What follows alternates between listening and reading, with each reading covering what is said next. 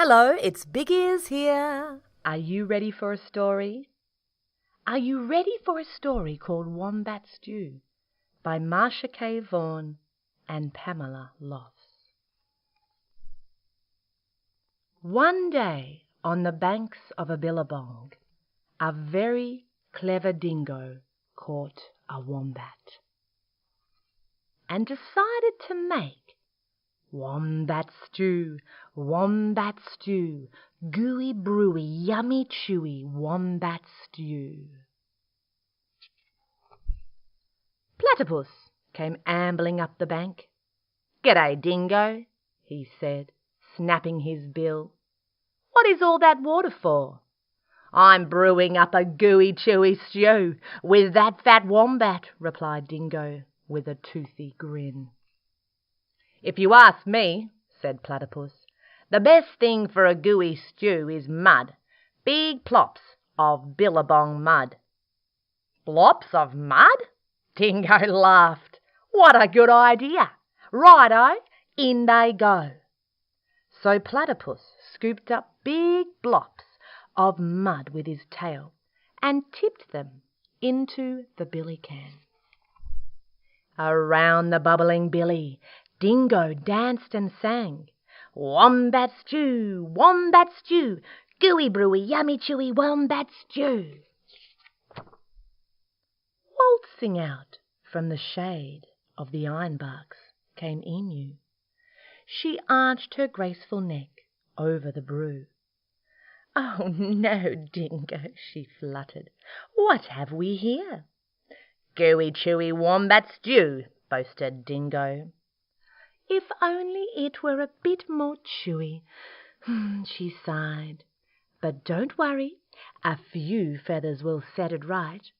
"Feathers?" smiled Dingo. "That would be chewy. Righto, in they go." So into the gooey brew Emu dropped her finest feathers.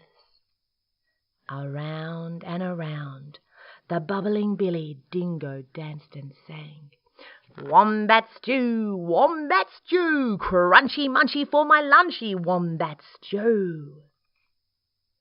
Old Blue Tongue the lizard came sliding off his sun-soaked stone.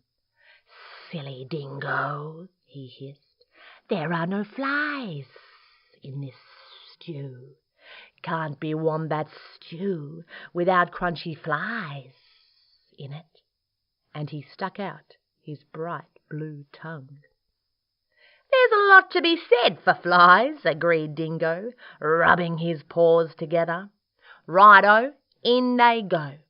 So Lizard snapped 100 flies from the air with his long tongue and flipped them into the gooey chewy stew. Around and around and around the bubbling billy Dingo danced and sang, "Wombat stew, crunchy munchy for my lunchy wombat stew." Up through the red dust popped Echidna. "Wait a bit, not so fast," he bristled, shaking the red dust from his quills. "Now I've been listening to all this advice, and take it from me, for a munchy stew you need slugs and bugs and creepy crawlies." Dingo wagged his tail. "Why, I should have thought of that. Righto, in they go." So Echidna dug up all sorts of creepy crawlies and dropped them into the gooey, chewy, crunchy stew. Ugh.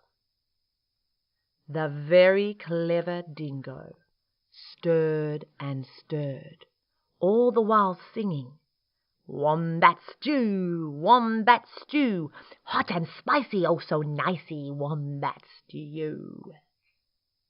Just then the sleepy-eyed koala climbed down from the scribbly gum tree. "Look here," he yawned. "Any bush cook knows you can't make a spicy stew without gum nuts." "Leave it to a koala to think of gum nuts." Dingo laughed and licked his whiskers. "Righto, in they go." and into the gooey, chewy, crunchy, munchy stew, Koala shook lots and lots of gum nuts. "Aha!" cried Dingo. "Now my stew is missing only one thing." "What's that?" asked the animals. "That fat wombat." "Wait! Stop! Hang on, Dingo. You can't put that wombat in the stew yet." "Why not?" "You haven't tasted it." "Righto, I'll taste it." And that very clever Dingo bent over the billy and took a great big slurp of stew. "I'm poisoned," he howled. "You've all tricked me." And he dashed away deep into the bush, never again to sing, "Wombat stew, wombat stew, gooey brewy, yummy chewy, wombat stew."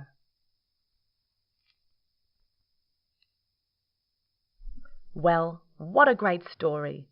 Another great Australian story, Wombat Stew. Now, if you like hearing stories, why not press subscribe? See you later. Bye.